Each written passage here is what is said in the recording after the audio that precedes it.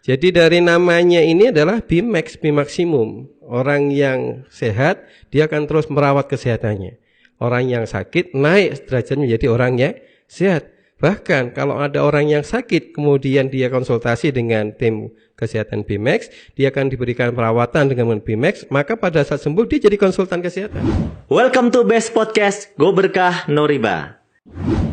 Hari ini saya kehadiran seorang tim konsultan dari Bimax ya, Bapak Ustadz Anton Slamet dari Solo. Assalamualaikum. Waalaikumsalam warahmatullahi wabarakatuh. Alhamdulillah hari ini kita bisa hadir di sini buat ngobrolin produk yang baru di launching PT Best nih Ustadz, yaitu produk Bimax ya. Produk Bimax ini waktu bulan lalu kita keluarkan ternyata langsung sold out. Alhamdulillah. Semoga nah tapi jujur nih Ustadz, saya masih bingung nih manfaatnya buat apa.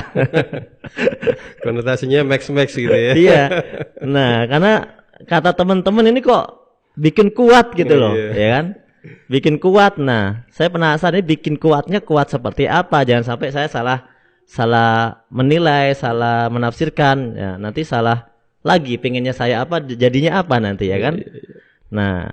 Oke, Ustadz saya mau tanya nih, kira-kira Bimax ini sendiri apa sebenarnya? Seperti apa? Jadi Bimax ini merupakan formulasi dari berbagai macam herbal yang umum lah di Indonesia banyak ditemukan itu kan, tetapi dengan komposisi, dengan racikan timbangan yang pas sehingga dia bisa menjadikan kinerja organ menjadi lebih maksimal. Jadi orang mengatakan saya cepat lelah, cepat capek, kurang bertenaga gitu kan, habis kerja pulang sampai rumah loyo, itu karena kondisi dia makan itu tidak bisa diproses secara maksimal karena fungsi organnya menurun. Nah ini dengan konsumsi ini fungsi organnya meningkat sehingga seolah-olah apa yang dia makan itu diolah 100%, seolah-olah punya tenaga terus begitu. Jadi orang kerjanya kerasa sehat gitu ya. Iya, terasa sehat, tidak merasa capek, tidak merasa pusing, tidak merasa kelelahan lah istilahnya begitu kalau dengan adanya mengkonsumsikan Bimax itu. Nah, terus indikator sehat itu sendiri seperti apa, Ustaz? Nah, kalau untuk lebih mudahnya sehat itu dari kata sehat sendiri, huruf S, E, H, A dan T ya. Ini lebih mudahnya. Yang pertama orang sehat itu adalah punya spirit. Ya, punya semangat. Jadi kalau ada wajah kurang senyum berarti kurang sehat gitu kan ya. Saya kalau kurang senyum kurang sehat ya. Ya, jadi mungkin saya mau senyum ada kondisi kerusakan lambung sehingga menjadikan dia harus ngambek dan sebagainya. Ini kalau untuk masalah sehat yang pertama adalah spirit. Ya, spirit. Yang kedua, orang sehat itu adalah dia mempunyai enzim yang cukup. Ya, dikatakan enzim yang cukup itu adalah pada saat dia itu mengkonsumsi makanan bisa menikmati semua nikmat rasanya. Kan ada orang yang makan itu kehilangan rasa. Ini makanannya enak kok kayaknya asinnya nggak ada, manisnya nggak ada. Itu kira-kira sedang sehat. Nah dengan adanya orang sehat itu pada saat dia bisa merasakan asinnya pas, manisnya pas, nikmatnya pas, orang sehat berarti. Saya punya teman itu katanya semua makanan enak. Wah berarti dia sehat secara spirit, secara ininya enzimnya. Tetapi yang ketiga untuk kategori sehat itu adalah tentang masalah hormon yang seimbang. Ya, banyak orang yang dalam kondisi sehat tubuhnya, tetapi kemudian masuk ke dalam ranah dia mudah mengalami sakit pada saat dia adalah hormon tidak seimbang. Artinya begini, manusia itu diciptakan fa'alhama fujurah wa taqwaha. Ada kadang-kadang adalah fujur dan takwa. Nah, kalau orang itu berpikirnya negatif melulu, maka badan yang sehat kayak apapun bisa jatuh dari kesehatannya menjadi sakit. Sehingga kalau untuk orang ini adalah balancing hormonnya setidaknya kita harus meningkatkan husnudon. Jadi apapun, kena masalah apapun husnudon. Di balik masalah pasti ada hikmah. Di balik masalah pasti ada hadiah. Nah di situ. Jadi insya Allah kalau orang senantiasa setiap masalah itu dihusnudon begitu, insya Allah dia akan tetap mendapatkan tubuh kesehatan. Kebanyakan ada saat ada orang musibah menimpa kita, yang disalahkan orang lain. Nah kalau kita husnudon, ini mungkin cobaan, mungkin ujian, mungkin ada hadiah yang disiapkan Allah SWT pada saat setiap dibalik musibah atau masalah yang kita hadapi. Husnudon. Yang berikutnya adalah huruf A. Orang sehat itu harus aktif bergerak. Itu. Makanya kalau nggak aktif bergerak, sebuah bisnis pun kalau nggak aktif bergerak juga akan mati juga di situ kan. Nah kebiasaan ada orang yang pada saat dia bekerja mungkin sebagai karyawan gitu ya, pada saat aktif bekerja dia sehat, begitu dia pensiun hanya banyak di rumah sakit-sakitan. Karena apa? Kondisi sehat tidak dipakai untuk bergerak. Ya, berbeda dengan mesin. Kita istirahatkan, kita matikan berapa tahun masih awet gitu. Tapi kalau manusia semakin tidak digerakkan, semakin mati selnya, semakin mudah mengalami sakit. Dan yang terakhir, orang sehat itu adalah orang yang senantiasa ditreatment. Jadi orang sehat itu bukan kemudian hadiah semata-mata dari Allah, entar sakit juga karena Allah. Sehat, mentreatment sehat itu adalah merupakan ikhtiar, takdir Allah. Tidak mentreatment kesehatan juga merupakan takdir Allah yang nanti menjadi penyakit pada saat dia treatment. Nah, BMAC di sini merupakan salah satu mentreatment kesehatan tadi. Jadi kita sebagai orang yang sehat harus bersyukur. Salah satu syukurnya adalah dengan mentreatment. Nah, kenapa minum BMAX? Saya termasuk orang yang bersyukur. Saya mentreatment, saya merawat kesehatan saya dengan apa? Kandungan-kandungan BMAX di sini mampu meningkatkan optimalisasi daripada kinerja organ-organ tubuh kita. Jadi minum BMAX ini nggak harus selalu nunggu sakit tertentu gitu ya? Ya. Berarti nggak harus ya? Jadi dari namanya ini adalah BMAX, BMAXimum. Orang yang sehat, dia akan terus merawat kesehatannya. Orang yang sakit, naik derajat menjadi orang yang sehat. Bahkan kalau ada orang yang sakit, kemudian dia konsultasi dengan tim kesehatan BMAX, dia akan diberikan perawatan dengan BMAX, maka pada saat sembuh dia jadi konsultan kesehatan.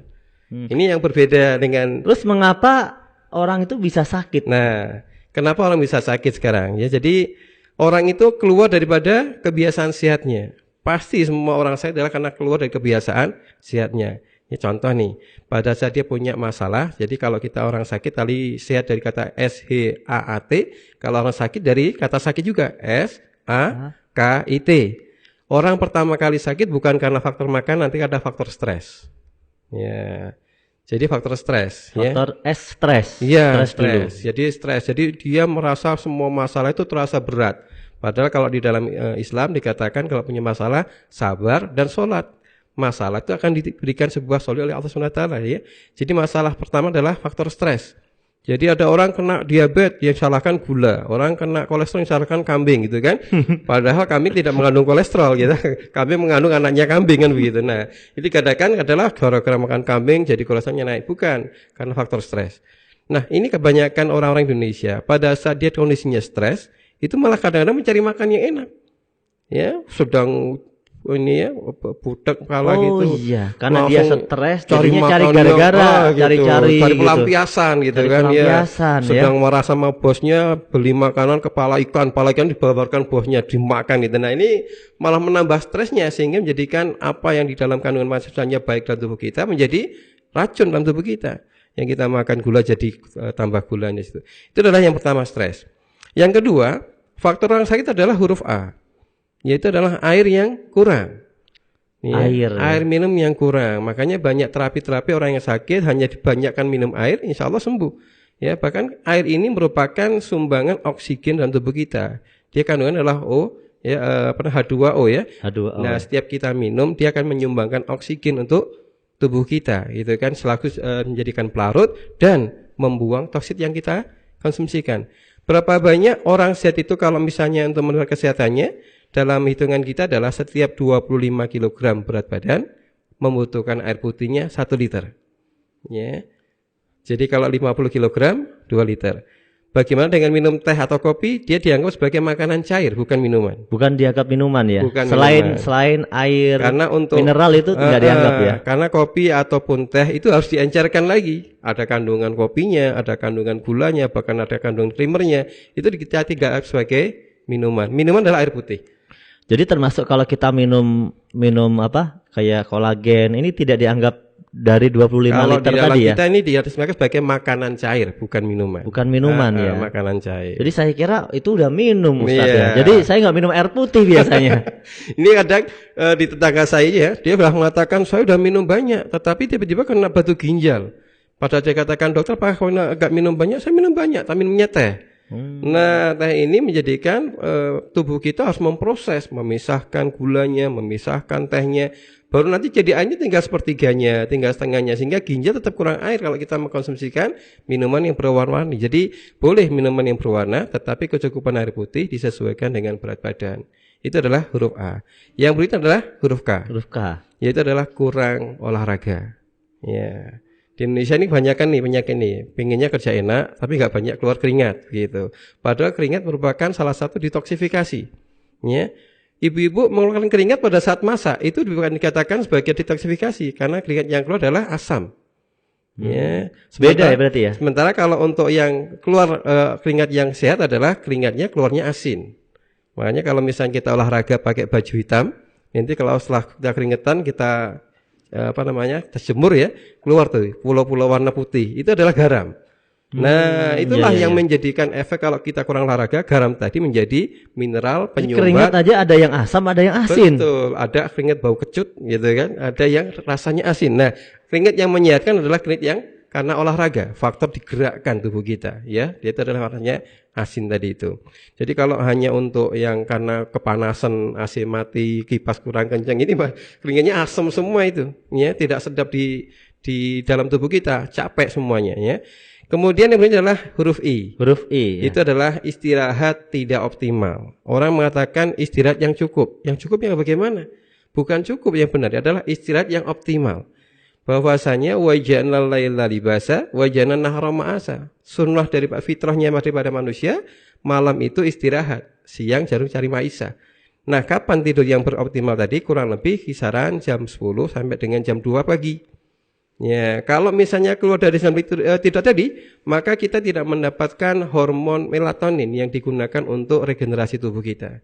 Jadi seolah-olah tidur siangnya full panjang, ternyata tidak bisa menggantikan malam harinya kita tidurnya meskipun sedikit. Siangnya panjang. Betul. Ya. Betul. Jadi tidur kita misalnya jam 11, itu kita anggap kehilangan tidur 1 jam.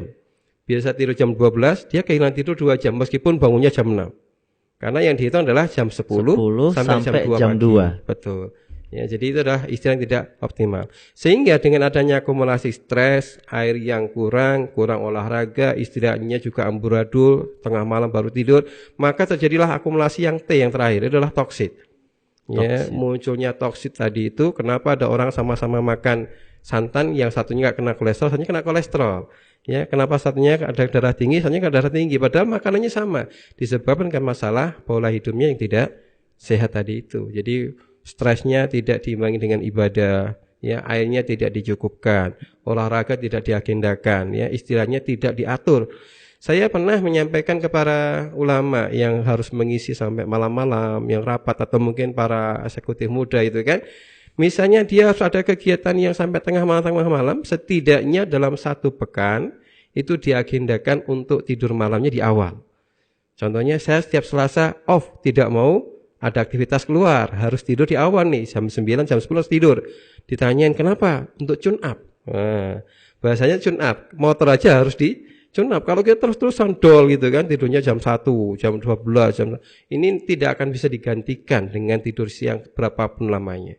Jadi ini sangat penting sekali, setidaknya mengagendakan tidur berkualitas, setidaknya 1 minggu sekali tidur di awal waktu. Oh iya. Wah, ini kayaknya saya kena semua ini. Faktor SAKIT ini ya. Iya. Jadi harus bersiap-siap, ini harus diperbaiki Ustadz ya. Betul.